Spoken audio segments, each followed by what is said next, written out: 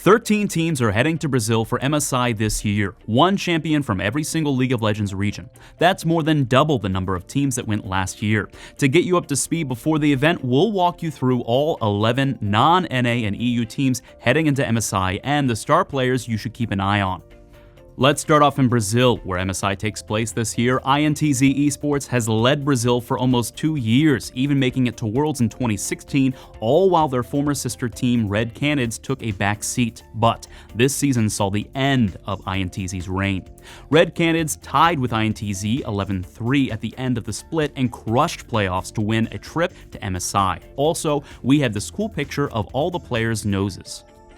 BRTT is Brazil's superstar, kind of like TSM wrapped into a single human being. He channels his favorite champion, Draven, by screaming a lot and tattooing axes on his arms. One time, he even made Doublelift worried. I just want to stop Pain Gaming so I don't get those stupid Facebook messages about how BRTT greater than Doublelift.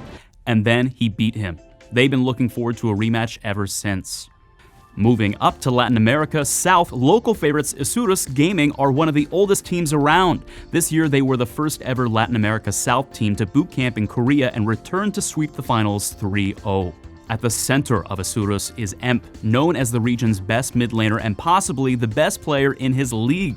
He leads the region in gold and damage per minute and won the Best Player award last year. Emp used to play AD carry and now he's trying to lead Isurus from the mid lane. He's basically the Piglet of Argentina. In Latin America North, we have 8-time champions Lion Gaming, a team that destroys the region. They average a 5k gold lead at 20 minutes. They went 13-1 in the split, and more than anything, they want to make up for barely missing Worlds last year. But while Lion dominates Latin America North, they'll have to prove their killer stats aren't just the result of easy competition. If you're looking for the Bjergsen of Latin America North, it's probably Seiya, one of the region's most well-known and respected mid laners. He ended the regular season with a KDA of 11.2. The highest KDA for NA was Bjergsen's 5.5. In a world where you shouldn't judge players by only their KDA, that's still impressive. Heading across the Atlantic, Virtus.pro will be representing the Commonwealth of Independent States. The CIS is Riot's youngest league, only just starting last year. It's also the home of Albus Nox Luna, the wildcard heroes that reached Worlds 2016 quarterfinals and afterwards became M19. Long story short, the CIS loves M19, or at least expects them to win hands down. Then, in comes Virtus.pro, a fresh team of up-and-coming faces that took down the M19 dynasty. It was a huge upset, and now the King Killers have to prove themselves on the international stage. Fans and analysts have a hard time pinning Virtus.pro's success to any one player. Paranoia and Santas have the tournament experience, Creox is a young jungle prodigy, and Blasting recently set a CIS record with 15 kills in one game. Their assortment of strengths and drawn-out playstyle seems to just make for a winning formula. Over in Turkey, we have Supermassive Esports, the only wildcard team that got to MSI last year. The super team of their home country, Supermassive, entered the international stage as the world's underdogs. They lost a lot, but they managed to take down CLG and walked away smiling. Now, they're still the underdogs, but ones with a lot of heart. Wherever they go, they're followed by the massive Turkish Beşiktaş chant.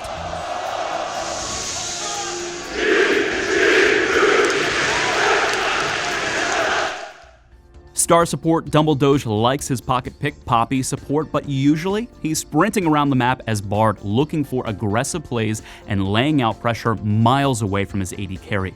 He once cosplayed as Bard for a Turkish patch notes video, and he's so lovable that even Riot couldn't resist making fan art.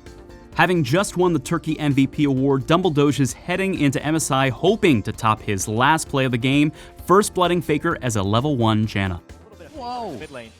Looks like Thaklees and Thaldrin just on the other side, and it's going to be as well. Dumbledore from the top lane. The hits go in. No, 10 points to Dumbledore. First blood. From the Oceania League, we have Direwolves, who've been around since the OPL started in 2015 and during that weird Oceania tournament in 2014. They've always been a top team, but have never been able to take home the regional cup until now. The Wolfpack went undefeated for the last 6 weeks of their split and won the final game of playoffs without a single death. While star AD carry King definitely made an impact this year, it's jungler Schernfire to look out for. The Wolves picked up Schernfire during their boot camp in Korea, where he once reached rank 4 in Korean Challenger. His playmaking around the map handed the Wolves a lot of their late season wins. Heading over to Asia, we have Marine Esports, champions of the Southeast Asia region. The SEA holds 6 leagues across 6 different countries, and at the end of the split, they each send their champions to battle it out in the Garena Premier League. Marine Esports, who used to be called the Boba Marines, steamrolled the Vietnam Championship Series, ending 12-0. Then they went to the GPL and won every series, becoming the SEA champions. They're walking into MSI as a hyper-aggressive team with almost no losses. You might remember Optimus from the Barcelona All-Stars event last year, where he played on the Fire All-Star team alongside Doublelift, Madlife, and current teammate Levy. People call him OP-Timus for his pro-game-ending moves. The Flash Wolves are entering MSI from the LMS, a league of countries that mercy left Southeast Asia because Taiwan won every single GPL tournament for 6 splits straight. Flash Wolves is a team to watch on the international stage. They won IEM Katowice against G2 and made it to Worlds quarterfinals in 2015. Last year, Flash Wolves beat SKT twice at MSI, and then beat them again at Worlds.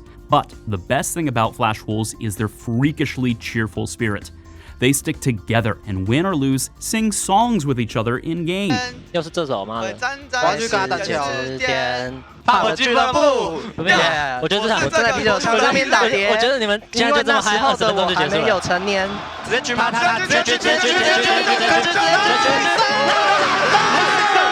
，Now, when he's not starring in a Flash Wolves musical, Karsa is hard carrying from the jungle. His Predator-style gameplay shines best on Graves and Lee Sin. On to Japan and their champions Rampage. NA has TSM versus CLG. Japan has Rampage versus Detonation Focus Me. These rival teams have been fighting for the crown since the Japan League started in 2014. Detonation won the regular season this split, but Rampage swept them 3-0 in playoffs for the Cup. Now they're headed to MSI while their rivals stay home. Yatori, Moyashi, and Dara are Japan's beast bot duo. Yatori's aggressive playstyle builds huge gold leads in lane, and he's famously unkillable. He went deathless for 9 games of the split. His support, Dara, roams so much he's pretty much a jungler. People have started calling him Doko Demo Dara. Yatori says their bot lane is the strongest in their league and now has to prove it can measure up to the other regions. From Korea, we have the MSI favorites, 3-time world champions SK Telecom T1. The LCK finals this split ended in a bloody telecom grudge war between SKT and KT Rolster, star teams backed by Korea's 2 biggest telecommunication companies. The show opened with a subtle nod to Faker's legacy. And after a back-and-forth Game 1, SKT swept the series 3-0 for their 4th LCK championship win. Player to watch? Faker. Maybe Peanut. Peanut does a good job too. China hasn't picked their MSI representative yet. This weekend, Team World Elite and Royal Never Give Up will fight in the playoff finals for the spot. World Elite have been blowing through the ranks to catch up to former champions Royal, who made it to World's quarterfinals last year after beating TSM twice. The LPL winner will come down to a couple of big showdowns. In the bot lane are Mystic and Uzi, the best AD carries in the region right now. Then there's World Elite's Kondi, possibly the best jungler in China, versus Royal's MLXG, a player with such a hot streak, his name means, quote, a spicy hot pot, end quote. Well, that's it. Every team going to MSI that isn't TSM or G2. If you don't know the MSI rules and format this year, you can check out our 2-minute breakdown on the right. To keep up with MSI matches on the go, check out live scores and stats on our esports app at blitzesports.com.